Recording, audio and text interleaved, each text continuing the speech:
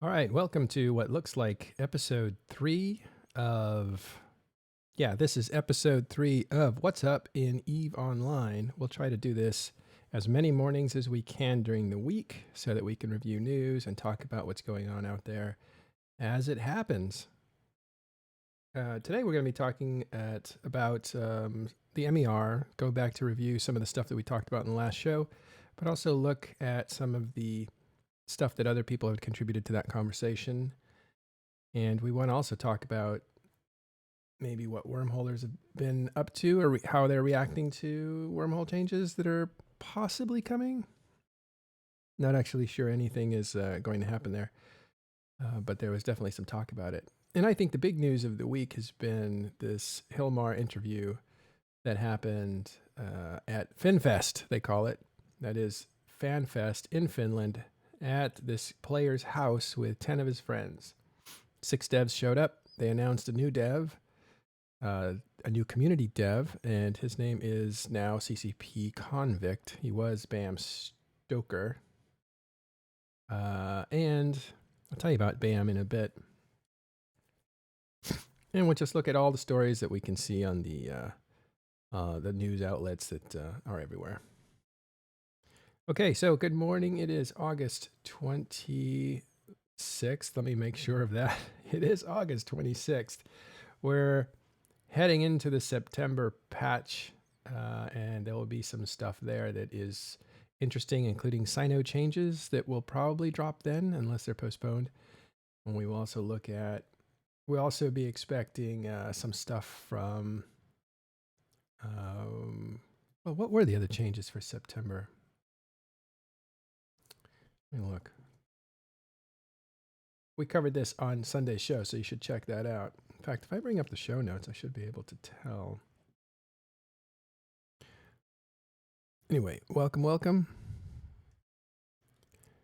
Let's bring out the forums. We'll get to that in just a second. We'll also be going through this MER article written by Rivra, the editor for INN. Taking a look at EVE News 24, it looks like Seraph has another article. It's a part 3. I haven't read part 1 or 2, and I might read that if I run out of things to read. And NER continues their inactivity, unfortunately, with nothing new since July 31st, so we can just close that one. This one was written 3 days ago. Looks like they're up to 1 article per week. That's actually not very good. Reddit, unfortunately, continues to be the place where people get their news, so we're going to have to go through here and look around and see what's going on. The problem with Reddit is, well, there's so many problems with it, right? One is the community itself expresses itself freely, and that's a problem. 2 is moderation is very, very lax, and it's very, it allows for a lot of people to essentially create drama. And so EVE looks like a real drama fest here. It's not reflected well on the game. Unfortunately, the moderation has been more about people having fun than it has been about cultivating a good community. And the EVE forums, they used to be a place where they were moderated very well or strongly, and that allowed people to feel like they were being oppressed. So they took off to different avenues where they could talk about EVE Online any way they wanted to.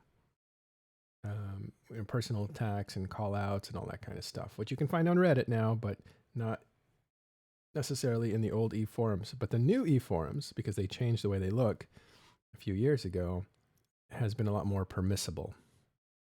EVE forums is where you can get actual players talking about the game, because I think you have to have an account to be able to post in here.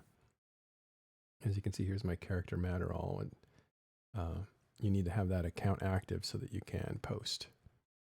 So where Reddit might have a lot of ex-players, a lot of disgruntled players that don't want to pay for the game anymore, but still want to talk about it and rail on it, you'll get that in Reddit. You won't get that as much here in the forums. However, the forums are not a paradise. They also have some of the worst complainers we have seen in a long, long time. There's no place to hide. Where do you get your information from? Yeah. Well, that's what Talking in Stations is really all about. It's facilitating discussions among players from every corner of the galaxy, meaning every play style, so they can exchange ideas and do it in a respectful way, a constructive way. We try to usher out the dramatics so that people can actually get to the topics, get the information, etc. We like a nice noise to info ratio. But anyway, we will look out there because we can't be blind to where people are posting. There's gems inside all that dirt, and we'll try to find it for you. That's what this show will be about. Just going through the headlines, looking at it. If you guys have ever seen C-SPAN, Washington Week, or no, it's Washington Journal. Oh, they do a great job. And they essentially read the newspaper. They have all the newspapers out in front of them, and they basically zoom into a section of a certain article and read it that's pertinent. They bring up that topic. They allow callers from the left, from the right, politically, and the center. And the host really just facilitates, and that is an ideal that we really want to get to, but it's hard because being an Eve player myself, there's a lot of subjectivity to the stuff that I say as well. So, all right, you'll notice that we don't have a huge crowd because I'm no longer pinging, so the crowd has to naturally build up. But what I will do, because we have like 2,800, actually almost 2,900. We're on the march to 3,000 members in Talking in Stations. But I don't want to bother them. Could you do like an add here ping? That way people who are online could see it. Yeah, we're not even doing that anymore. But what I will do, and what I haven't done and I will do, is just paste the link so people can just get right to it.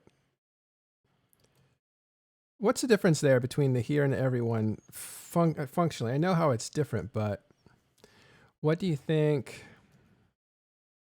For at here, it only messages people who are online, whereas at everyone will get people who are idle, busy, or even offline.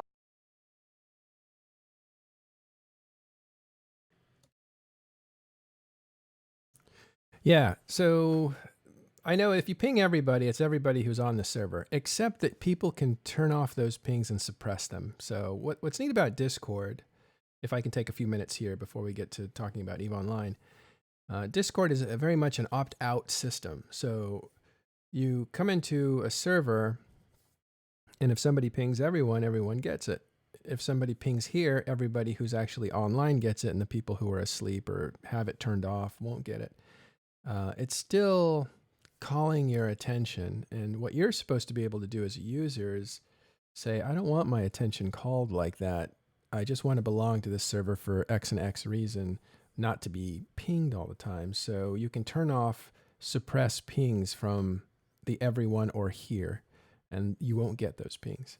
So it's very much an opt-out system. The problem is with all players of EVE Online, I think, anybody who's an organized EVE Online where they have a presence outside the game as well as inside the game, people get ping fatigue because there's a lot of calling people's attention to things. And it's usually a fleets. So you'll get a fleet ping, and then you might get a second, ping. And if it's a big fight and you need help, you'll ping, ping, ping, ping, ping. It's just, there's something called ping fatigue, and people basically say like, I'm going to just shut off this stuff. So in EVE Online, if you're part of a group, you're not going to shut off those pings. Those pings are important. They're your lifeblood to participation and stuff like that. And your FC would need your help at a certain time. You need to know that. With Discord, it's a lot different. It's social. You take it when you want to, and if there's something interesting, okay. But our pings, Talking Station pings, are not that important to you unless you're very interested and invested in what's going on in EVE Online as far as news.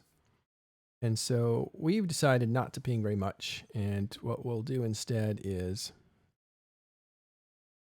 let me do some stuff. What we'll do instead is create, because we can program Discord, an opt-in ping system we've done it before. We didn't get a lot of people on it. So we said, well, let's just not overcomplicate things and make it so that we'll assume that everybody at Talking in Stations wants to be pinged when shows start. But I think what happens there is ping fatigue, because again, we're not a primary consideration for EVE players. We're kind of a secondary consideration. And sometimes we ping stuff that's actually important to players, like, hey, don't miss out on this weekend double or bonus skill point weekend. And that's important for you to know, because that's going to help you. And it doesn't help us, it helps you. And we want to preserve those PSA pings. So what we'll do instead for shows and stuff like this is create an opt-in service where you can say, like, yeah, I do want to know when we start. Even though we're slated to start from now on, and I want to do this every day if I can, every weekday, is just turn it on for an hour, talk to you guys, look at the news, and see what's going on in EVE Online. And we'll start at 1500 UTC, which is a little early for you guys, but I need to do it before I go to work, right? So that's that. I'll be looking at chat to figure out what you guys are talking about and thinking about, and I will be going through the forums. And then if I can, I want to try to make it more casual, because this is more of a discussion instead of a hard news. And then the last thing I'll do, just to save some people some effort, if we find any gold in this dirt, as I was saying earlier, we'll go ahead and mark it. I have a little thing for that. And when we mark it, we'll maybe pull out that highlight so people can go back and not have to listen to an hour of talking about pings, and they can have snippets of the actual news that was interesting and important. Okay, so there's one thing I want to point out, and that is, it's in operations. In our channels here, we have a bunch of channels that if you work for TIS or work as part of TIS, it's a lot different than if you're a guest here. We have a lot more channels where we actually do a lot of the digging around for news. But I want to show this. I think I can. Yeah, this is our newsletter that you can get. And it really, right now, it just shows you what shows that we put on. So we had the interview with CCP Rise a few days ago. Then we had an interview with Billy, who's the FC for Legacy. We talked about this new thing, the Rasnerborg Damovics that are showing up. We talked about that on 2 shows, but this show was dedicated to it. And then the latest one was analyzing the MER. We also talked about the Damovics here as well to give you the latest, but this one was supposed to be dedicated to talking about the monthly economic report. So all this email does is to show you the stuff that we've done in essentially like a week and a half. You can get that by going to talkinginstations.com and then just scroll to the bottom of the page, and it'll pop out and say, do you want to be a part of that email list? And that's where you can sign up there. We haven't really pushed it because it really is just, right now it's just being cultivated as a means of communicating with players. But at some point, and some point soon, we want to start sending out news in that on that mail list. So you don't have to come to a website. You don't have to visit. You don't even have to hang out in Discord. If you sign up for news from EVE Online, we'll send it to your email address and do nothing else with it. We won't sell it or any of that stuff. And then most importantly for me is to bring EVE Online news into the game. So what we want to do is create a mail list in the game. So if you don't even want anybody to touch your email or have your email, totally understandable these days. If you subscribe to Talking in Stations mail list, which we don't have the official name yet, maybe I'll check it out in just a second. If you do that, then you will get snippets of news, and we'll try to do that as often as possible. Hey, thanks for the sub. Appreciate that. That's awesome. Subs. Look. Okay. Okay. I think the big news right now, Riva for Imperium News did Blackout, Chaos, MER, Monthly Economic Report, July 2019 analysis. She worked very hard on this. Thanks, seriously. Appreciate that and appreciate the sub. It's really cool. Like that confidence. We could read. I want to try this out because I think it's really cool. I'm just going to highlight and let's see. On August 23rd, CCP finally released the July Monthly Economic Report. Here at INN, we have been discussing doing an in-depth quarterly report to give perspective on the MER, but in light of the changes that are happening with EVE, we thought we would do a deep dive on the year-to-date this month, then pick up in September-October for the next one. Okay. So this article goes into talking about the last 3 years of economic information. yeah. I could read out loud, but I will get taxed if I read a whole article. It'll take about 15, 16 minutes, and I will just be taxed. And I'm not a good reader out loud. I'm much better when I don't have to verbalize. I think it's a sign of a lesser intelligence form, but if I were to read it, it just wouldn't be the best experience. But the robots are getting really good, and so if they can lift that labor, let's do it. It's not like it's not, anyone's getting paid here. So what's interesting here is I don't know if there's any major conclusions reached. I think there was a lot of restraint in reaching conclusions about what the economic information shows in this article, although it does say some things. I'm just going to browse it for you real quick. Can I close this? Yes. As you can see, there's GraphWorks, but the important thing here, because you can see graphs anywhere, is that they mark out events and time. So you can see this is the Drifter invasion starting, and this is the blackout starting. And we'll come back to that in just a second. And that's what's important. That's analysis that you can't get anywhere. So you need to go to this article and find it. These markers are important. It tells you what's happening in the game to cause the graphs to go up and down accordingly. Or the graphs represent the numbers. There's some stuff where I feel like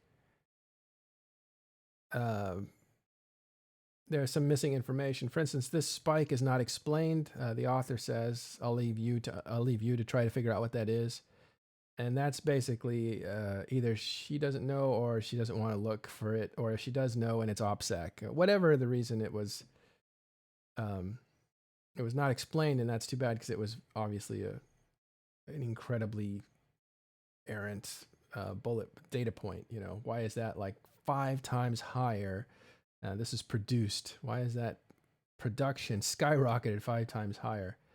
And to not say what it is a little bit of a tease. Didn't like that. But delving into the details, she goes into Delve and she compares it to the other groups that are trying to do the same thing, like Tribute and Melpay and PanFam regions, which I'm not sure what that is. I guess Melpay's. Esoteria, that would be Legacy regions, and then Coalition, and then the Empire regions. Then talks about the money and the velocity, and then pretty much ends. Okay, so check that out. You can read that on INN. It's the monthly economic report. Well, we also did some stuff on the economic report this last show. We had Noisy Gamer, who's really good at analyzing numbers. Hey guys, good morning. Let's see. Yeah. Oh look, it's too early for Gurgoons. LOL. Is it Gurgoons? I don't know. I think you're being sensitive, but it's possible that you feel that way because a lot of people are starting to feel that way. Okay, but I want to look at this stuff here. This is interesting because you can see that actually the most interesting thing to me will come over here to the mining. So it looks like the mining was slowly going down No, actually, this is a compressed time. You can't see it, but this is probably during Tribute War, so the mining is down here. I believe if we look at a longer or more open window, you'll see that mining was actually in the 2.5 to 3 trillion ISK per day, I suppose, area, like way up here. But this is when Goonswarm is away from their home. They're up north tearing apart Tribute. And then when they get home, because it seems here the drifters, this coincided with, there's been some speculation on, did the drifters pull them home or were they ready to come home anyway? And I don't think we'll ever get a straight answer. They say, the Imperium says that the CCP basically dragged them out of a war that they were winning. But I think, because we had heard internal things, that they were pretty much tiring out of destroying without anybody defending it, Tribute. And the only objective they didn't achieve was maybe wiping out the high-sec factories of Eve Mogul. And that was, in fact, I think Eve Mogul, Riva, the author of this, works for Eve Mogul. So what happened there is that drifters attacked. There was a wave of confusion of not knowing if this was a bug, if this was gameplay, and if it was gameplay, why it was so ferocious, because there was really nothing you could do. And yeah, exactly. So here's a comment from Crockett Gaming saying, "That is nonsense, by the way. They were already doing move ops before the drifters arrived. LOL." Yeah, so we've heard both things. We know that they were pretty much finished with Tribute, and they had destroyed Eve Mogul stuff in MTAC-0. So there was already a blow against Eve Mogul. I think he was in negotiations to try to survive because he had stuff going down towards Bezgaran. He did have it. I don't know if it was still being used. So the drifters hit, and the Imperium said, "Oh, CCP is intervening in the game," which is something that they definitely are sensitive to. Both sides. Imperium is very sensitive, since they have a history of not being liked, let's say, from their perspective, a history of not being liked by CCP. And CCP is very reluctant to intervene in politics at all.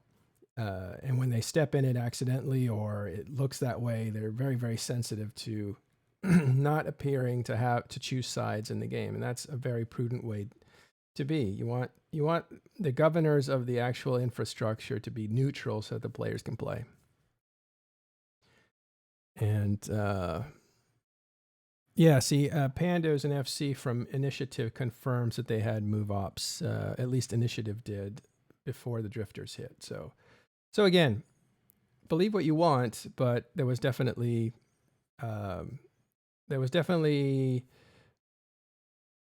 I would say an attack on CCP, that drifters were unfair. They had stopped gameplay, and I think that Tribute campaign was actually already over. So anyway, that's not the point. The point is that they're away here. They come back to drifters. And that gets settled in about a week and a half. There's still a lot of drifter attacks. There's a lot of unease about, well, are they going to attack our structures like they did before? And but the Imperium figured out how to handle them, and the attack stopped. Both things are true. And then the mining begins. And you can see it goes right back up to 2.5 to 3 trillion. And it's just unbelievable amount of people mining. I don't know how many people are mining, or how big their infrastructure is. Like if one person is running 10 Rorquals, for instance, and I'm totally making that up. I don't know if that's true. But that's the fiction of it, right? That there's like one guy with multiple accounts using the heaviest duty mining facilities to harvest nullsec. Whatever it is, whether it's a bunch of people or a bunch of one person with many things, or the combination of the both, you can see the mining is massive here. When blackout hits, it also drops all the way back down to when drifters hit, because a lot of confusion when something hits. People get confused and they stay docked up while they try to figure out what it is. And again, very quickly, the Imperium figures out, like, We got this. Even though nobody can see you, you can still call for help. Light your Sino beacon. Allow us to jump in and save you. Nothing's changed. Go out and mine. And they do. And you can see that's the mining goes way up again. I don't know what the massive dips are. I'd be very curious to find out why there's massive dips here. There could be harvest fleets, but this looks like it's too close together to be what they call locust fleets, but I could be wrong. And locust fleets are highly protected moon mining fleets, and it could be because it looks like it happens every 3 days, every 4 days, if I'm reading that right. And then over time, it goes back down to a very, very suppressed mining yield. And I don't know what accounts for this, except that maybe blackout is...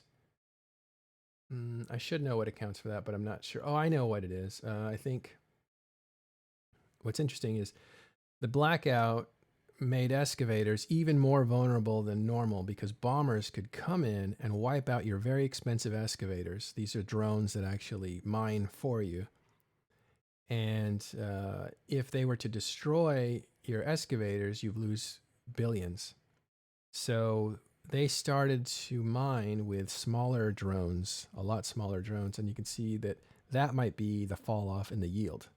So you go from an excavator to a T2 mining drone, you're going to be pulling in less, and that might have discouraged people, and that suppressed the numbers even more. This is speculation on the chart, knowing what's happened in EVE Online. Okay, so if you pull out to a thing, you can see that the mining in Delve was, looks like 2 trillion to 2.5 trillion, and sometimes up to 3 trillion.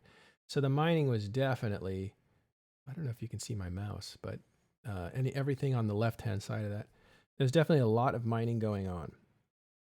And then this part here is the tribute campaign where all mining stops because there's no protection for it anymore. And then the drifters hit, which marks the end of the tribute campaign, and the mining goes right back to where it was. And then you have blackout, which at first doesn't affect things until I think maybe the bombers' threat makes them mine with a slower capacity. And at that point, you start to think, is it really worth my time doing this? Can I do something else? I don't know. So let's have a look at, yeah, this is what a Locust Fleet looks like.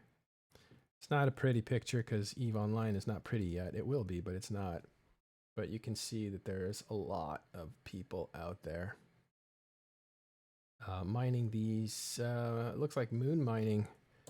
And that's what they're used for, moon mining, because what they are basically organized moon mining ops. You can make that bigger. You see my mouse? Can't see my mouse, but everything left of the excavator change. The excavator change that's called out there is not actually the bomber threat to excavators. That's the excavators were, I think, mining a bit less than usual. There have been a few changes to rorquals that have made them less and less potent per capita. However, what happens is when you nerf some ship, you say, you know what, you can mine 10% less. What people will do if they're able to is buy 3 more of the same ship and put them out on 3 different accounts and make up for their nerf. And so it's hard to nerf these ships. You have to nerf them in a different way. And what CCP decided to do was not nerf the ship, but nerf the environment that they could operate in. And that's what blackout is. And blackout is scary because you don't know if somebody is in your system, but what it's really done is made bombers very potent, and they can take things away from you before you even realize that they're there. And that is a huge blow to mining because you have those expensive drones. And so using T2 drones so that you don't get expensive drones taken reduces your yield even more. And now we're talking about the balance of, should I do this or not? Is it worth my time? That's how that works out.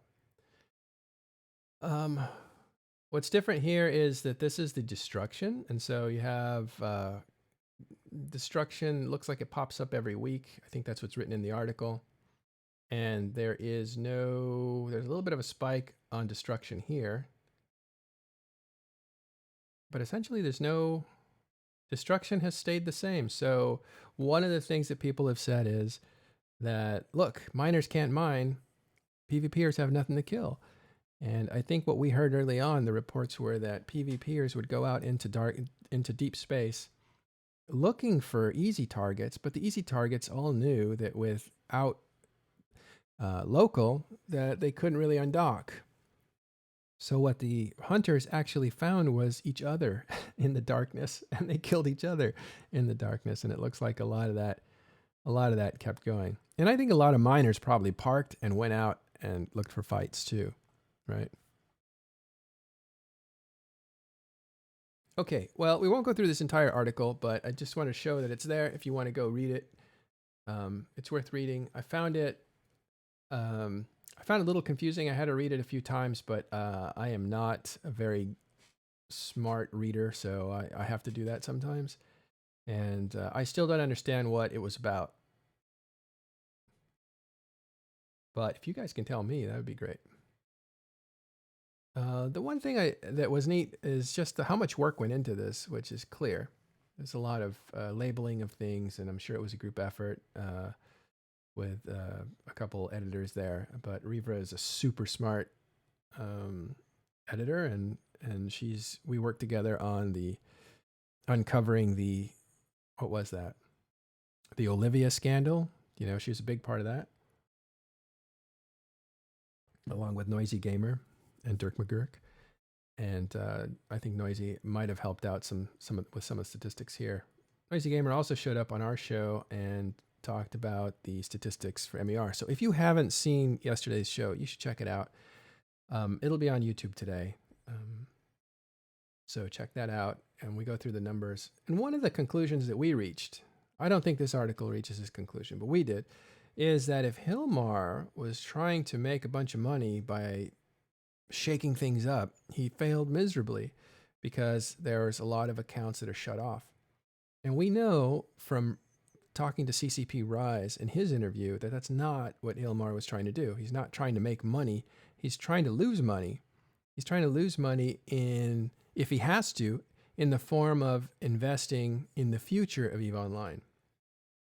So he's basically saying, I'm willing right now to risk losing people so that we can make this game more interesting. And that's what the Blackout and the Chaos era is all about. And I honor that because I would like to see EVE become a more interesting game. I would like to see it become a harder game. Not because it's hard on me, but because it needs to have that reputation of being the hardest game out there to play and to win and to succeed at. There used to be people who bragged about that. And now if you look at EVE Online, it just looks like, well, no, you just basically join a certain group, whether it's Horde or the Imperium or NCPL. If they invite new players these days. Well, 2 out of the 3 do. And yeah, if you get into those groups, they kind of say, this is what you need to do to get yourself into the money. And they kind of show you the way. And that to me is not a difficult game. That is, it's a matter of getting in there, putting in the time and doing it. It's not a matter of figuring out. It's nothing really to brag about. And it used to be, so. Hello, Ron. Hello, Pando. Hello, guys. All right, good. We're getting people in here. It takes a while. That's why it takes a while. But if you can remember that in the morning or around this time we have this stream, then maybe it'll become more habit and stuff like that. But we did not ping, so we're not going to get the usual boost of 100 people that we get. Hey, Atten, are you still in here with me? By the way, you guys are welcome to join me. Yeah, man. I didn't realize you were still here. That's why I'm sucking up all the oxygen in the room.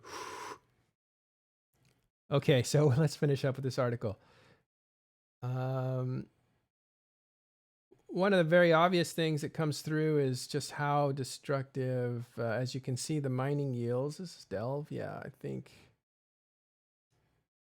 Yeah, this is mining. You can see it totally drops off because everybody's at war. They're in tribute destroying things, and here's the representation of that. In tribute destroyed. A giant gold bar, which looks like a big middle finger. That's hilarious. And it was NCPL kind of took a couple fights, and it was an inevitable end because NCPL basically looked at the situation and said, we can't fight that. That's 1,000 Titans coming at us. I think that number, I'm sure that number surprised Matani too. He thought they could get 600 to 800. I thought 600. He thought 600 too, I think. And they got over 1,000. And so that is an astounding number because NCPL together on their best day, with the help of Dead Coalition, could only get 600, 650. So that's not a winnable fight. That was so they basically abandoned an area that they weren't really utilizing very well. There wasn't deep infrastructure. That there was infrastructure for sure, because what you got to know about NCPL is they also have people who build stuff and massive industrialists and people who've been playing this game a long time have a lot of capacity to build stuff. So they had infrastructure, but it wasn't really a permanent home. I don't think NCPL think in terms of permanent homes. Hey, Pando, how's it going? Well, I do have to wonder if the battle there was part of the inspiration for making asset safety become a thing in Nelsa. Oh, no, I think what's happening now, if you just go by what CCP is saying, is that they are looking at things. CCP Rise made mention of this, and also Hilmar. They're looking at the game and saying, it's not dead yet. Let's not ride it to the end.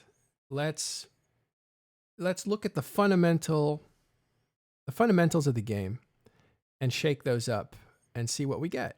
And then with the information that we get, we'll create hypotheses and either do more or less of it. And I think that's what's going on.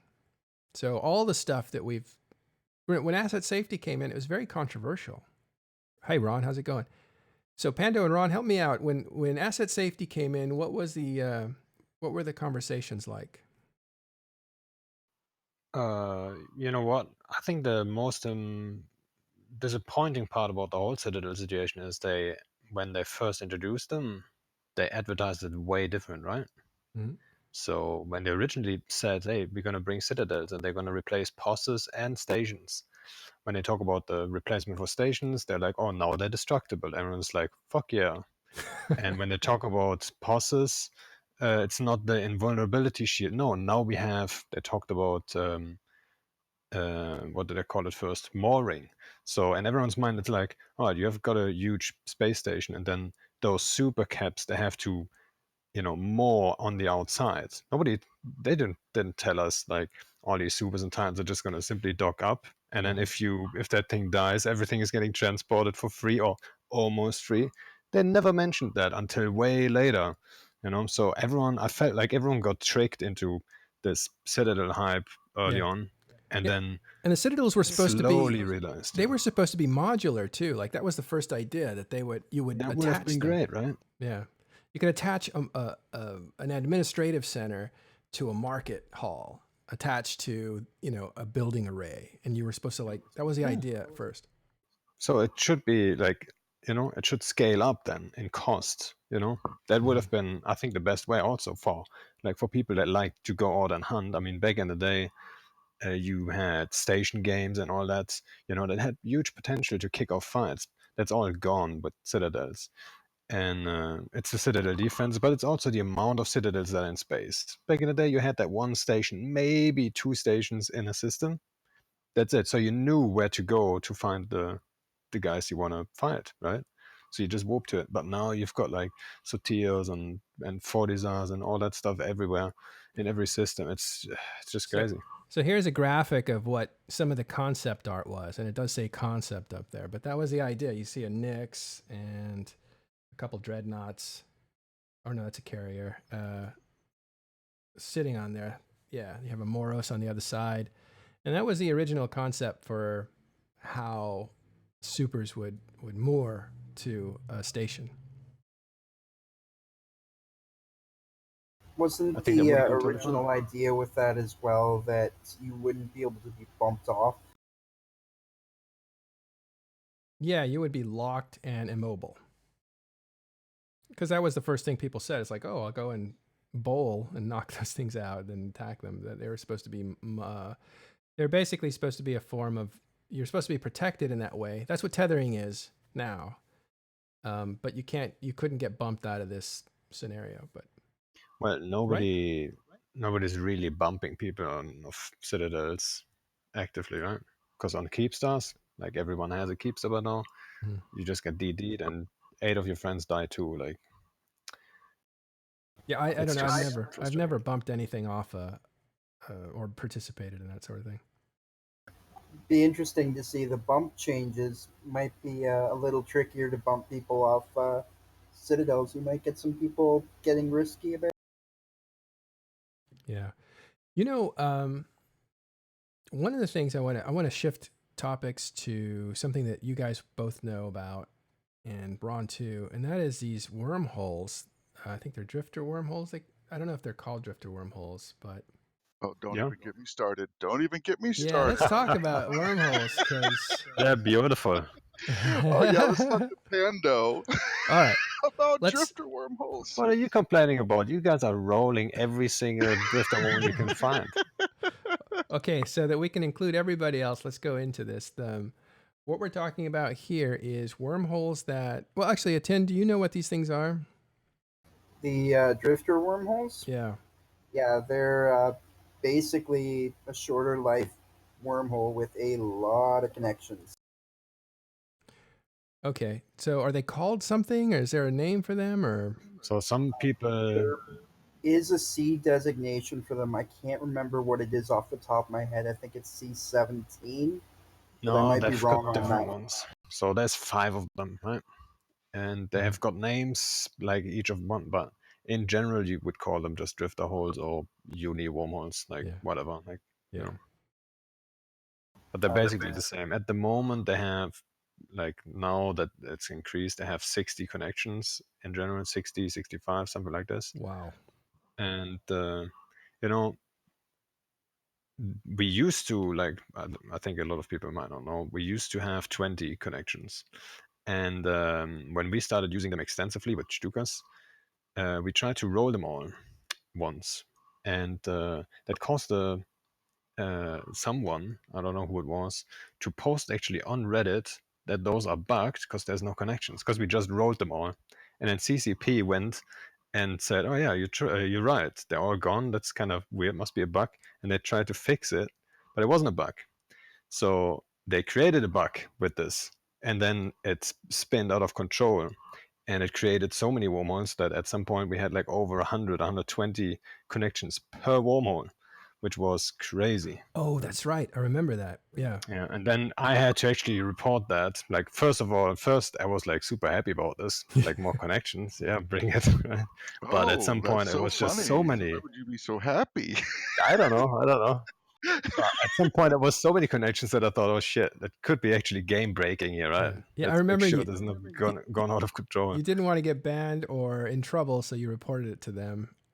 Well, I wasn't at that point. I wasn't too worried about getting banned, I think. But yeah, We had a random drifter hole connect to our home hole not too long ago, and we had to put a note in our mapper saying, "Do not put all of the holes in this hole in the mapper.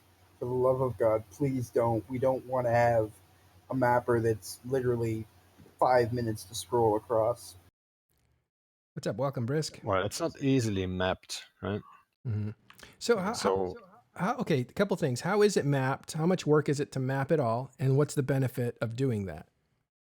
So the absolute benefit, first of all, is you have 60 connections, which basically guarantees you can get in there, because you most likely have a connection somewhere close by, and you do have a connection. I would say I can get anywhere in Eve within 15 jumps. Some groups are further or something, but 15 jumps, I think that's an acceptable range if you need to get anywhere, right? Mm-hmm. And then, so how it's mapped, like, so we have a whole team working on this, and if you map it all on your own and you are a good prober and you know what you're doing, it takes at least 2.5 hours or 3 hours, right? If you're all on your own. Mm-hmm. But there are ways to speed it up, and I think we can map it under an hour reliably, with like a team of 2 or 3, right? but it's a lot of work, right? Because you always land at 85 km from a wormhole. It's not like normal wormholes where you just whoop to it, jump through, jump back, that done. No, you have to, every time you have to burn to it. 60 wormholes, right? Yeah. So yeah, it's a lot of effort actually.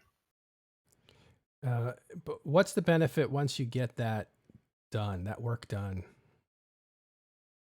Well, like I said, you can get like to a lot of places with that just that one wormhole. You don't have like a massive wormhole map. Mm-hmm. Like imagine you map like some random wormhole, 60 of them. Like it's complicated. It's like you get from A to B maybe, but you have to map it all out. But in this case, all you care about is getting in, and then do we have an exit close to this? So it's very simple then, right? But you have to map it first. Yeah. And then also the It's lifetime is 16 hours. So a lot of times like they run out a little bit quicker. But it's like having a nexus. If you decide to just say, "Hey, this drifter hole is the center. Where do I want to go from here? Oh, I want to go there." Well, I mean, you scan all the holes down, you have a route there. The interesting thing I find about drifter holes is they are almost more relevant to nullsec than they are to wormholes. for sure, yeah. I think they don't have anything to do with wormhole space really. It's just a Uh, connection case based to case based really. we had one connect to our home hole, and it was one of those things where all our people were like, "What? This is possible? Never seen that before." So yeah, that's one thing that increased recently too. So they used to have one C2 connection and Mhm. then around 20 case-based connections, which can be high, low, or nullsec. And now it is one wormhole class each, right? So you have 6 wormhole connections: one C1, 2, 3, 4, 5, and 6. And then on top of that, you have 50 to 60. I think it's probably exactly that, 60 case-based connections. Wow. This is essentially though, it's like a Thera that's connect. It's like your own personal Thera connecting to Yeah. a bunch of known space. So you can essentially ambush and attack in many different directions. Pando, I would say it's more like having jump bridges everywhere. I mean, it is Can you that talk a little useful. louder, please? I said it's almost like having jump bridges everywhere. It's very useful. Yeah. And that's, one thing, that's one reason why Stukas are now so popular. Yeah. People caught up on Stukas by now, like flying them and stuff. Mm. But like there's a lot of tricks to it, and then slowly they got there. But now they also learned the tricks of using those drifter wormholes extensively to get around, because obviously Stukas are small enough to actually get there, and get there with like a powerful fleet, not just like 20 dudes, right? So now Stukas, that's by the one of way, the main reasons. Stukas, by the way, if people don't know, are stealth bombers, and Stukas is the name of the fleet doctrine that you created. Yes, Of yes. fleet of those stealth bombers. So these are stealth bombers moving through wormholes, able to go in one of 60 different directions. And how many bombers are we talking about in your fleets? Well, it always depends. I mean, we had fleets that were full before, but recently we're around 150, 100 people. Oh my god! And then you can engage a lot of stuff with that. So it's not only stealth bombers, right? So Mhm. you need a good mix to be able to, we've been flying these for years now. So um, Yeah. you need a lot of stuff to counter all kinds of things, like sentinels, to be able to deal with caps to some degree. You need like a good amount of commander stores, a good amount of logis. You need a good amount of defang stuff like kikis and retries, and you need all kinds of stuff to be prepared for Support. all kinds of scenarios. And Right. that's another advantage of them, is they can get in, they can stay on field with Titans and Supers to some degree. Obviously, if it's getting too much, it's getting too much. And they can get out in most cases, right? And that's why we see, like, for hunting purposes, I believe that's why we see a very limited, selection of Mhm. doctrines actually being taken out to do that. Because otherwise, like, if I take battleships to, like, let's say test space, that's a free battleship fleet for them. Right? We're going to run into a boson. If not, we might just get to the Desti, within like maybe 2 hours of travel. The But destination. then like destination, sorry. It's all right. The Titan supers and so on, like they would just eat us alive instantly, right? There's no fucking way you do any harm to anyone with like a bigger fleet, because that's just too slow, right? You're just not gonna get there, and you're not gonna get there all alive either, unless you have a woman, right? Right. So we're talking to Pandoralica from Initiative. He's a FC there, fleet commander, and he's telling us about the Stuka fleet, which I think is a torpedo-based fleet, not a bomber fleet necessarily, right? Am I wrong about that? It depends. So you actually go between two uses. Okay. So I mean, we could go back and then compare to Goku's, right? So originally, you had Snatch and you had Goku's, right? So Goku's are actually AB based bombers with logis. Very simple, very like traditional concept of, you have damage dealers, you have logis, and that's basically it. Mhm. So we were running Snatch at the time, and Snatch is a command destroyer based doctrine, which is basically retributions and mostly command destroyers, just to be as mobile as possible and then jump people out of big blobs. But you can only do that to a certain degree, right? You like, if you don't have the DPS, like people can counter it.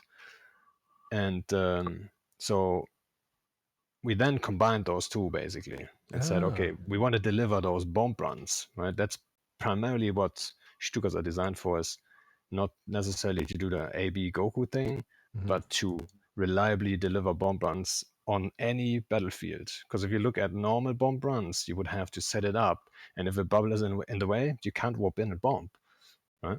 But Stukas can always MGD in. They can always deliver that bomb run and then get out. So that's originally the idea. And then obviously you still have that Goku option, which is like a great combination, because you can brawl if you need to, certain doctrines, but you can also just bomb, or you can stay away from stuff if you like need to. You can be evasive. So it's a great combination to go be aggressive and hunt stuff. Right. So the Gokus were, I believe, the FC Pro God was in Nulli Segunda at the Exactly, time. Yeah, I flew So Gokus. yeah. But you combine that Yeah. with a doctrine you came up with called Snatch Fleet, was basically taking command destroyers. Here they are in action, by the way. That's what you're seeing on screen. Command destroyers, and combining the two concepts for mobility and payload delivery options. Yeah. So yeah, And that's what Stukas Gokus were originally designed by ProGod, and like, I think Test still calls them Gokus, even though we had a legal case going on. I saw it. We won. I always say, like, define that Goku's Stuka style now, okay? So yeah, they're very We similar. like I mean, to at this point, they're refer to- basically the same. Because Well, both we refer to Stukas as the inferior version of Goku's, but we appreciate the. So there was a really funny moment because ProGod on Reddit actually wrote out saying, "Hey, these Stukas are basically Goku," and I think it was Brisk that put out a very lawyerly response to it. What was that document? What kind of document was that, Brisk? Well, he did a cease and desist, and we wrote a response letter. So it went back and forth a couple times, and ended with me pooping on his brief. So it was kind of fun. We had a good time with that. That was hilarious. So yeah, there was a copyright issue on that doctrine. So we always joke, Gokus are just the ineffective little brothers of Stukas. Yeah, the MILF not yet completely formed. About Gokus. Yeah, that's what's fun about EVE Online is you get some very professional people, and so you had a couple lawyers going at it in very legal terms. It's great. So the Stukas, though, okay, so these guys are, a lot of people think OP, and even CCP Rise was saying, yeah, we're keeping a close eye on stealth bombers right now, because in this era of Blackout, they come out of nowhere and devastate, and then have such mobility when you combine them as you did with your Snatch Fleet, being able to be propelled 100 kilometers in any direction they're pointed at. by the use of a command destroyer. They're hard to kill. They can sneak up on you, and now you combine that with all these wormholes where you can get everywhere. But Yes, so I agree that's that part of the they're really problem, though. Go ahead, Panda. Sorry. No, go ahead. No, the whole thing with it being OP, I think we get frustrated with that because when something is really OP in the game, it's typically because it's too good at what it does and there are no effective counters. And the reality is there are plenty of effective counters to torpedo bombers. Everybody knows what they are. And if you're not piloting them properly, or you get out of place, or you make a mistake, it's very easy to wipe a whole fleet. So I guess my big concern is there's no reason to nerf this. It's something that players have figured out how to do. We take these out all the time, and there are plenty of times when we come home with half the fleet because we got caught or somebody made a mistake, or we just had bad luck. I mean, that's just the nature of the way that these fleets work. So I think the big problem, a lot of people that might be complaining, the big problem for them is the common way of engaging doesn't work against them. You can't just you can't just drop in 10 titans and expect to wipe out the fleet. It's just not happening, right? We can track and disrupt your titans and stay on grid and then kill your faxes. We can dodge your bosons too.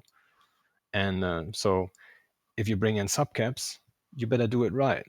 If you're not doing it right, we're going to punish you right away. And that's the problem that those people have. They get on grid and then they just do their standard thing, right? Let's just say they just MWD on, anchor up. We're going to catch you, right? And if we catch you, that entire fleet is dead. And that looks OP right away. But at the same time, a very experienced FC, like let's say an Elo Knight, who has been facing Gokus and Stukas more than once, he knows how to deal with them. And it's very, very hard for us to do anything. Just the other day, we were in like 150, 140 Stukas, and he had like 70, 80 dudes immunants.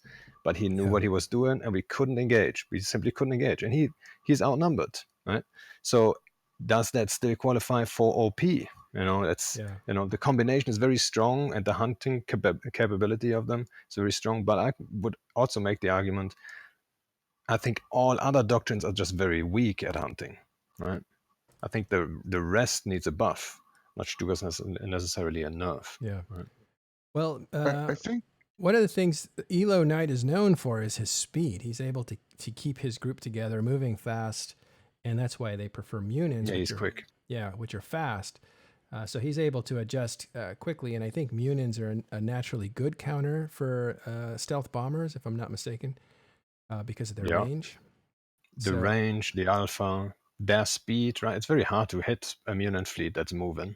Yeah. But if you practice it, I mean, right at the beginning, when we actually started to get more confidence with those bomb runs, with Stukas, we got wiped out by Munin fleet, once by you guys, actually, right? I tried my first couple of times in that Northern War, like X47 and so on.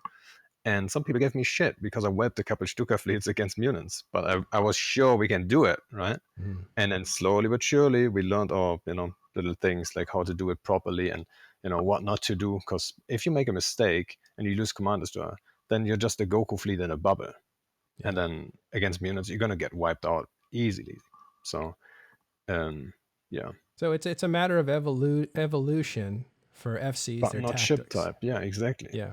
It's the FC experience that needs all of the FC, like the tactics that have to evolve. And I think a lot of people don't see that. Yeah. If you're bombing Ron over here from Test Alliance into the Stone Age, it's because they haven't adapted yet, right?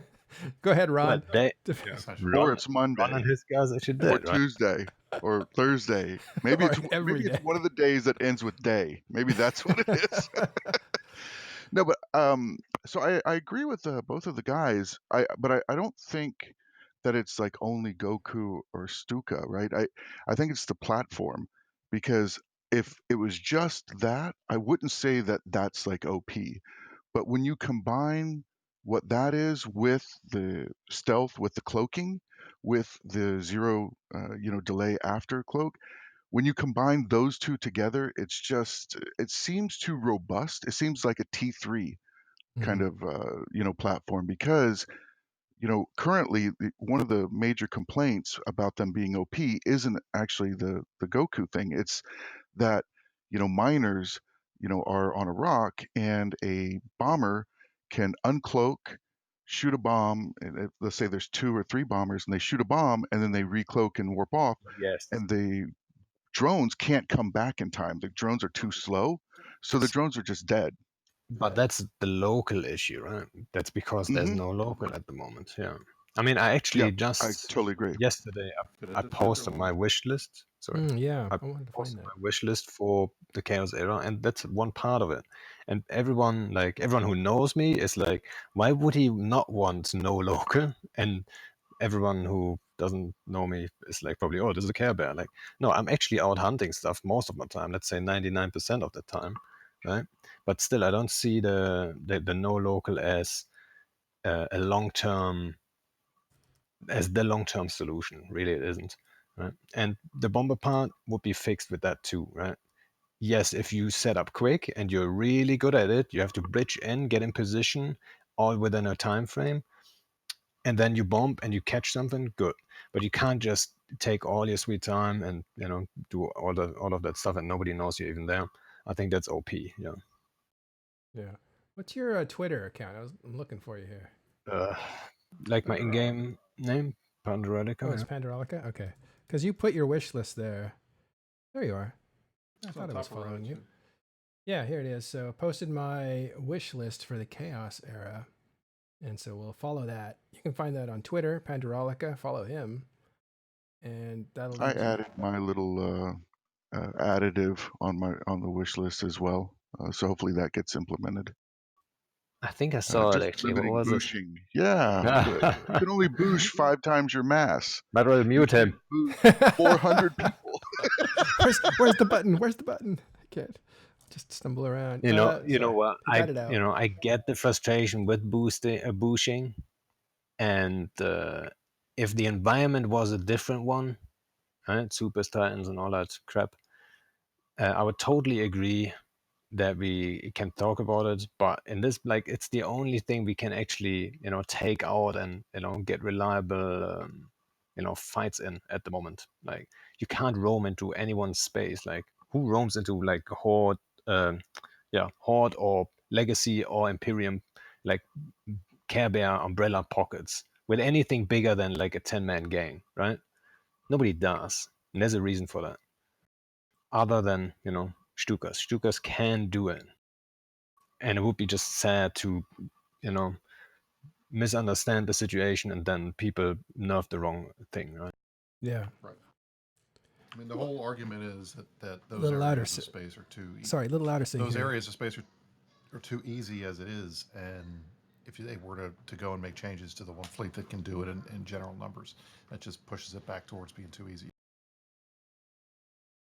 There, I just turned you up just in case. Well, they're not nerfing bombers yet. They're only looking at them. I think they can see that it's a combination of opportunity, and this is an opportune time for bombers. It should be. It's a it's a stealthy ship that can sneak up on people. That's its role, and at the same time, you can see the mutations of philosophy and tactics at work here as different tactics are combined. And then you can see that they actually do get destroyed. So there's no saying what CCP is going to do when they look at it. I don't think they can look at it and say, yeah, the bomber is overpowered, let's fix it on its own. The prime example for that evolution is also the HK thing, right? When we invaded Rage, they had more than enough hacks. If Elo would have been AFC, he already evolved his tactics against Gokus and Stukas. He would have dealt with that situation just fine. We would have had no chance. But he wasn't. The guys that were there, they don't even know what bombers are. They never do bombers, because if you get potted, you're out, right? Yeah. And bombers only have so much HP, so they're like, no, we're gonna go max tank, hardcore, immobile stuff that can, get fax reps and stuff like this. So their meta is very limited in Wormhole space, and we knew that coming in. We were banking on that. And that's exactly what happened, right? They didn't know how to deal with them. And most people that face Stukas or Gokus the first time, they get caught, right? Because they don't know how quick we can be with those, right? They think, oh, we have got all the time in the world. We had 70 km. That's totally fine. And then boom, suddenly we're 30 km behind them. And the anchor's webbed and they're all balling up and we're in perfect bomb range. And, they're all done. That, goes so quick. If they would have, I'm not kidding, if they would have just taken that fleet, warped to the wormhole and orbited at 30, boom, done. We couldn't have done anything. The whole thing would have been fallen down. Just saying it right now. Mm-hmm. So there is a counter. It's just people have to know. It's very easy. You have to learn it. And the other thing, any stealth based any stealth based doctrine is going to be overpowered in a situation where you have no idea what's around you. I mean, it's like with no local, anything that is stealthy that's not on D-scan is going to have an advantage. So that's why it seems like these things are more, overpowered than they used to be before that time. You could see local was spiking; people would get out; they knew we were coming. Now it's harder to say. So I think that's more of a virtue of the blackout than it is anything about the fleet itself specifically. Also, the numbers you get are huge. I mean, bomber fleets used to be 12, 15 people. Sometimes, yeah, because it's fun. Yeah, because you're proving it can work, and it is. But that's another thing that people have to realize and learn how to use, because if you have a bomber fleet and you're just saying, all right, everybody bomb, you get the 20, 30 guys bombing. Their bombs are going to kill each other's bombs. So you have to know how to stagger stuff, how to fill only 10 to 11 people per bomb squad, telling them when to do it in the right stages. Otherwise, it just goes to hell and it doesn't do anything. So well, yeah, obviously. It takes a lot of work. Obviously, there's more to it than just the traditional damage dealers and logis kind of mix, right? So you need more stuff and then you need to split it up and you need to know what you're doing and, obviously. Okay. Yeah. You can learn all that. So we're usually going to end in 1 hour, like 1 hour from when we start, which would have been right about now. But we have Killah B that just joined us, and I want to hang out with him for the next 30 minutes. I'll keep it open. We have a great group here. We have Killah B, Brisk Grubal, Pandarolica, and Ron USMC. How's it going, Killah B? Hey, I need to connect to my phone real quick because my internet's shit, so I'll be back in like 2 minutes. Okay. I haven't talked to him in a while. That'll be good. You could tell that story in which we were still trying to figure out how to do it. Yeah. And he wiped out one of my Stuka fleets. Was that him? I don't even know, within a minute. Oh, yeah, I remember that. I mean, I lost a couple. I lost a couple of those. We lost one to Elo. We lost one to Killah B. There it is. I'm back. Hey, so we were just talking about you and the Stukas, when Pando was rolling them out and getting used to them, that UFC'd a fleet that countered it pretty well. I think, yeah, you can counter them. That's not easy. A lot of unexperienced FCs have a hard time. I think there's definitely ways to counter them. There's so many ways to defend yourself against bombs these days with defenders, and usually the best counter to any kind of bush comp is just bringing, just mixing bushes into your own comp. And then it really just comes down to who can kill the bushes of the other side faster. And then whoever that is usually wins. Yeah, so, and usually the guy with the turrets wins. Yeah, right? Exactly. So, for example, I think the one fight that I did really well against the Stuka fleet from Pando was, I think it was over some jump gate in Whale of this Island, and I had a Ferox fleet, right? And whenever they would push next to us, I would just push away from them again and then keep killing their bushers. I just did that 5 or 6 times. Just did that 5 or 6 times in a row until all their bushers were dead. Actually, and then I know what fight you're talking about. I wasn't have seen that one, but I was there. Yeah. Yeah. Okay. So that was in different FC, but that's usually how you do it, or how I do it. We had a similar fight also. You went Feroxes about some. It was a French Fortizar, and they bridged me in pure they bridged me in on the wrong spot. I'm like, give me on a ping, and they bridged me right in optimal, and then I had to dock and undock and then warp, and that was such a fucking mess. And then I didn't have that many command destroyers, and you actually had like just enough to stay out, and then you killed like just enough, and I could like not do anything. So yeah, if someone knows what to do and he has some plan for it, it's it very much is counterable. Yeah, the worst thing about Stukas is if you don't plan for them. For example, if you are planning to fight an entity and that entity usually doesn't use Stukas, and then suddenly it shows up through a wormhole and you didn't get the intel or something, that's when it gets really uncomfortable because you have to prepare for them. you have to bring an unusually large amount of of pushers or something like that, and that's when they can do really big damage. Yes and no, right? So there are ship type counters to it, like you said, with command destroyers, and simply having good range, like Feroxes do, and stuff like this helps. But there's also like positioning counters to it, right? If you spread out well and you're just aware, Sure. There's already that, it's very hard for bombers to catch something that's spread out all over the grid. And if you're always in range, it's not that easy to place bomb runs.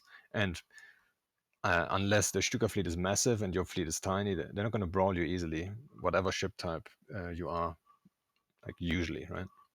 I mean, Torps are not OP, I would say. They're really strong on bombers, and I think people are already talking about nerfing the range, which I think I kind of agree with that, maybe. Right? Mm-hmm. I wouldn't nerf to the ground though. Well, there's a lot of variables in this doctrine, it sounds like. So if CCP was looking at it, there could be different places they could approach it. But we'll see what they do. I don't know. I think that nobody really knows what CCP is doing at the moment. Mm-hmm. It's, we haven't talked to you Friday, right? since Blackout. So what are your thoughts on it? The Blackout, I don't really care about it. I think it's funny to see the huge drop in the MER and the ISK bounty, whatever income. Mm-hmm. It's just literally all the people that don't bot anymore, and like some people that are too afraid to rat now. But we've been running crab fleets pretty constantly now in Malpay ever since we moved in with Horde and PL and everybody. Mm-hmm. And it's not that big of a deal. And I'm always in favor of whatever makes more people blow up. And this seems to work. I don't think the blackout matters too much. The Sino change, we'll see. Yeah. How that plays out. I think, so on the one hand, I think it's kind of cool. I would love, and I know that's kind of problem with CCP. I have a really, in my opinion, I think it's a really cool idea where you basically have a small Sino and a large Sino kind of thing where caps can only jump to a large Sino and only a certain ship class can light a large Sino, maybe a specific something like a Blops, not necessarily a Marauder, give these ships that are incredibly underused some specific role, maybe only a Marauder in the Bastion mode can light a large Sino because they need to be super stable in space or some shit. I'm sure they can come up with something. And then have a small Sino where you can only bridge subcaps to or something. But none of this is going to happen because they don't have enough dev time available to it. I think fights like the one in Fate the other day in 01Y, I think a fight like that wouldn't have happened with the Sino changes. And I think in that regard it's kind of sad because that was a completely, at least from my POV, and I wasn't involved in it at all, obviously, a completely like random, there was a timer and then things escalated way bigger than people were expecting them to, right? Yeah. I don't think anyone thought it was going to end up in a Titan clash. It was such a nice Titan clash too. It was like roughly 20 Titans on each side. It was no overwhelming numbers. It was just two medium-sized cap fleets duking it out. Yeah, it seemed very reasonable. It was really cool. They won, which is always a good outcome in a battle. I sure was surprised. Yeah, we were very surprised. Yeah, so Pando, I was surprised I had to form in the first place. So tell us about that, because saying, "Hey, can you come help us?" Yeah, you were. And then I'm like, "All right, when is the timer coming out?" And then it's typical Tao. He's like, "Oh, timer's already out," and I'm in the middle of Fountain. I have to get to Fate, right? So I'm forming. I'm saying, "Oh, okay, I can get 50 guys," and then this escalates. Like, if only I would have known, right? So yeah, that was like, someone was in the right mood, and boom, this thing kicks off. You did end up helping them. You helped them get free with your bombers, but you weren't able to bring dreadnoughts or anything like that into the area. Yeah, like the numbers would have been fairly low, like spontaneously. Just you have to get there in a timely manner too. And like I said, our stuff is in the middle of Fountain, so we have to, jump, then travel a couple jumps, get into the next region, cross, Cloud Ring. And then, we have to have a Sino ready to go, which like I didn't even have that ready. So it's something they could have done quite easily if they had been prepared, which they weren't, because exactly Tau things. So that's that kind of thing. I don't want to. I like that Sword was. Yeah, it was cool that Sword went in like that. Kind of nice from him to take the engagement. Yeah. So I watched it on Pando stream, and I actually really appreciated that you streamed it, because I was sitting at home bored. And I was just like turning it on. I was like, "Oh, great!" And that was actually really entertaining to watch. So yeah, it's kind of cool. I also try to not, go overboard with the OPSEC. It's not always easy, as you surely know. So yeah, I hope people at least got some entertainment out of the comms that are left in and stuff. Yeah, it was cool. OPSEC is always difficult to juggle, like always. Well, so Killah, you were saying before I interrupted you that you like the idea that things can happen spontaneously. Is that what you were saying? Yeah, basically, it's and still things can still happen spontaneously. It's just more effort involved. People now have to train up recon alts. Obviously, literally the first thing when I read about these Sino changes that came to my mind was you can literally just ghost ride again. Ghost riding was something that Black Legion, I'm pretty sure it was Black Legion, was back in like 2012. Elo came up with this idea of basically putting a hick into a carrier, and you jump into a fight with the carrier, and then you board the hick from the carrier, and you basically lock your own carrier so nobody can jump in it, and then you point something with it, right? So that was like the first sort of jump hicks, quote unquote. We called it ghost riding back in the day. Yes. Because you leave your carrier empty, right? Like a ghost ship or whatever. So I feel like that's the number one thing that I personally can think of. It's just, okay, so everyone that can afford it, everybody that can fly a recon with decent skills, put a recon in your fax /carrier/dread, whatever. And then when we need a backup Sino, you just have 10 people jump out of their fax into a recon, light a Sino. Important thing to note is that caps cannot land in the sun, right? So what happens with subcaps is when the subcap gets bridged through a Titan to a Sino, and the Sino dies while that is happening, the subcap will spawn somewhere in system, usually at the sun, and then it takes forever to get to the fight, and people warp in from all kind of different directions. It's a huge mess, and you really don't want that happen.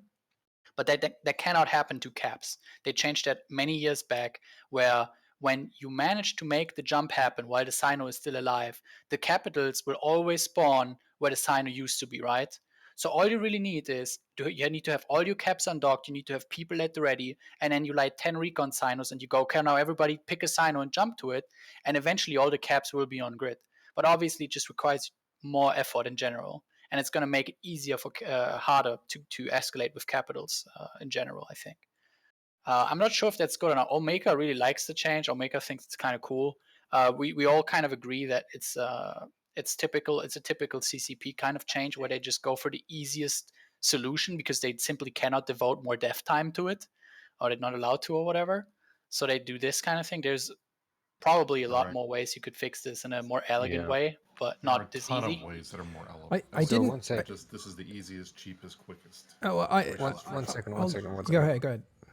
So I agree that they went overboard with the Sino changes, but I also can see that in the future, if those Sino changes come as they proposed, that certain groups will also be a little bit more confident that the other side is going to struggle with that. So maybe some people are more willing to field their caps early on, right? So they have the field and then they feel more comfortable with it. And I think it's not such a big hurdle to have a couple of recons, right? So I'm not sure if there's going to be less capital escalations. There might even be more. Who knows, right? But yeah, I think they went a little bit overboard with the whole Sino thing. I think it's certainly possible.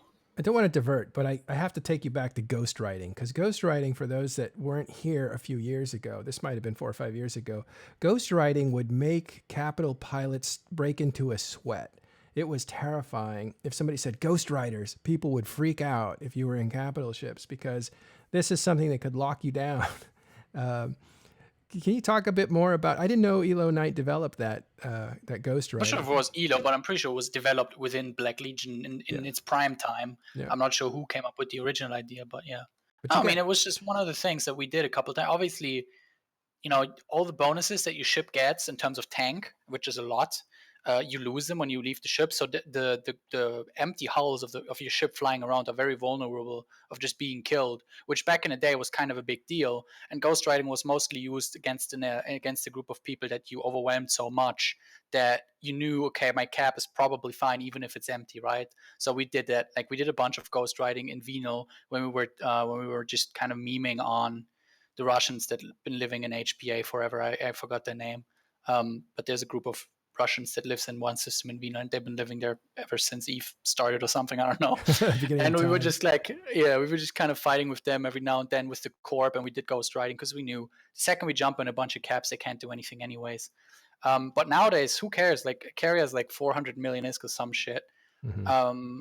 You just fit it cheap. All that really matters is that you have a recon in your ship maintenance bay, and you put like, I don't know, 8 plates on it or something on an Archon. And then you just kind of ghost ride, you light your Sino, and then if they blow up the empty carrier hull, okay, well, there you go. Fair enough. But you got your Sino up and you got your ships through, the ones that actually matter. So I think it's probably a valid strategy. So ghost riding, I'm showing a video of ghost riding, how to ghost ride. You can tell by the user interface how long ago this was. It's a long time ago. It's a little old. Yeah. But yeah, ghost riding was really cool. Like, such a neat concept. And it seemed like it was kind of using caps as a hybrid of blops and tackle. Like, but anyway. Yeah, basically. You just wanted to tackle something. Yeah, and then your guys would catch up and kill. Do you guys think roracles, like jump, they call them like jump hicks, like roracles that jump in with the warp scramblers have kind of taken the place of it? It's rare. I don't think those are being used too much, to be honest. I think nowadays, like, I don't know, you just bubble something with a dictator. There's the one time that the jump hicks in the form of oracles really got to shine was in the DW Tech Dread Bomb, when PL dread bombed goons in their staging system at the time, and we used oracles to hit to point basically the Revenant of J and some stuff like that. But that's really most of it. I haven't seen them being used very frequently personally, anyways. Yeah, I think we used them like 3 times or so. That's it. Yeah, we see them like once or twice a week, right around in there. I got to take Elise, Elo, and you back and just do an interview about ghost riding, because I miss those. I never did that very well. I don't think I ever did it, actually. I might have tried it. But it was such a neat concept, because I think Black Legion was the rival of Pandemic Legion. There was a lot of times where Pandemic Legion was really dominant as a small group, could really ruin a bigger alliance's day when they were trying to move into Sov. But Black Legion was a spoiler on Pandemic Legion. They were not afraid of Pandemic Legion, and they were the ones that would actually take down Pandemic Legion. Every time a Pandemic Legion group capital or super capital died, it was like Black Legion that had snuck up and killed it. It was probably the most fun time I've ever had in EVE in terms of being a line member, was just during the days. There was a time when Halloween War was going on, or some war in the South. It might have been some Delph War or the Halloween War, I can't remember. But basically BL and PL, Black Legion and Pandemic Legion, were both staging in Zendaya, and we were staging out of the same station. So, and there was some big timer in the ongoing war, and PL was fighting on the side of NC Dot and Co, right? And Black Legion was fighting on the side of Goons, or I don't know, maybe it was Darkness or whatever they were called. I have no idea. But we were basically fighting on the other side. But neither of us ever made it out of system, because we would warp to the same outgate, and then BL and PL would just start fighting each other in Zendaya on the outgate. Then both fleets got a great brawl, and we went and docked back up and didn't bother to go to the tie-dye, It was just so great. Like, sometimes we would just sit outside the station with tornadoes and like blab whatever would undock, and then then a couple of ships from PL would undock, and then we would undock more, and it just slowly escalated into a subgroup brawl, and it was going on 24/7 in Zendaya. It was a really fun time. Yeah. Well, that doesn't happen anymore very often. We should do that. We should go back and talk about some of the inventive stuff that was going on. So it's neat to have the past, the Black Legion and some of the stuff they were doing, and the present with Pandrolica here, Pando, and some of the stuff that he's come up with Stuka fleets and all that. We should have like an FC roundtable where we talk about some of those old tactics and how they were cool. But I'm going to have to wrap up the show because I have to go. We're going to try to do this every day, every morning. So if you want to show up and talk, we'll do that. We're going to be selective, fortunately for the audience, unfortunately for people who want to participate. So we will be selective about who gets to talk. But it is a good chance to get on here and talk EVE Online with me and all the people who are watching. Thanks, Pando, for coming, and Ron and Brisk and Killah B. Thanks for stopping by. I haven't seen you in a while. I haven't really done anything, to be honest. Yeah, I've kind of just been working in real life and waiting for Classic WoW, which is fortunately released tonight. So there's that. I was going to ask, are you going to play Classic WoW? Are you streaming later, Brisk? I will be streaming with my kid if we can actually get on the server tonight. So yes. Sweet. Let me try the volume. All right, so I guess that comes out tonight. We'll see if I didn't know this, but in the last show, a Noisy Gamer pointed out that Incarna hit at the same time that Skyrim came out, and so that was a big deal because Skyrim was such an awesome game that people who wanted that open world experience or that sandbox experience could get it in a first person thing. So that was an unfortunate timing for EVE Online to have such a dip. I think I've never, like, Skyrim was probably the last time I've seen the internet this hyped about a game being released. It's crazy. Like, even on my Instagram, my real life personal Instagram, had some Vodafone or Telecom Germany had like a WoW Classic commercial running on their account or something, right? And I was like, what the fuck's going on, man? The telecom company in Germany is running ads for Classic WoW. Like, everybody is just... I'm actually really keen to see what the Twitch numbers are going to be tonight. I think it's going to be pretty crazy. You know, I'm keen to see how stable those numbers are going to stay, right? Well, Like, probably not very stable.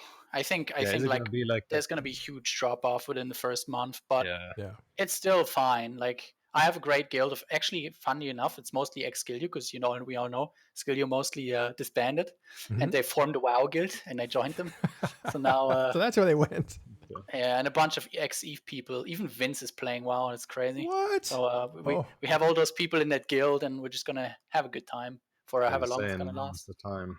Yeah, I never played WoW. Yeah, now it's the time. Please, I'm gonna just try end us, man. I want to quit this game and go on living a good life.